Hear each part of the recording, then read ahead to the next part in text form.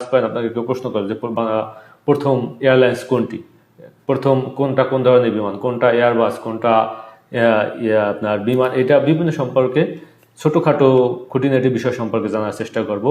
বিমান নির্মাতা প্রতিষ্ঠান সমূহ কারা কারা বিমান বানায়, কোন কোন ধরনের বিমান আছে, এ ব্যাপারেও একটু ধারণা থাকা আমাদের দরকার। এয়ারলাইন্সের সার্ভিসের ধরন, একটা এয়ারলাইন্স আসলে কি কি ধরনের সার্ভিস দিয়ে থাকে, শুধু যে আপনাকে এক জায়গা থেকে নিয়ে এক জায়গায় ছেড়ে দেয় বিষয়টা কিন্তু তা না, তার ভিতরেও অনেক সেবা আছে, অনেক সার্ভিস আছে, সেগুলো আপনি নিতে হবে।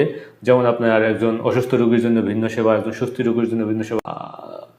যে গুরুত্বপূর্ণ বিমানবন্দরগুলো রয়েছে সেগুলো সম্পর্কে আমাদের ধারণা থাকা উচিত। ট্রাভেল এজেন্সি কি এবং কিভাবে কাজ করে, একটা ট্রাভেল এজেন্সি আসলে শুরু থেকে A to Z শেষ পর্যন্ত কি কি কাজ করে একজন যাত্রীর জন্য বা একজন গ্রাহকের জন্য, একজন সেবা গ্রহীতার জন্য, সেই জিনিসগুলো আমরা জানার চেষ্টা করব। বাংলাদেশে এয়ারলাইন্সের সেবা, বাংলাদেশ এয়ারলাইন্সের সেবাগুলো আসলে আমরা কিভাবে নিতে পারি এ ব্যাপারে জানার চেষ্টা করব।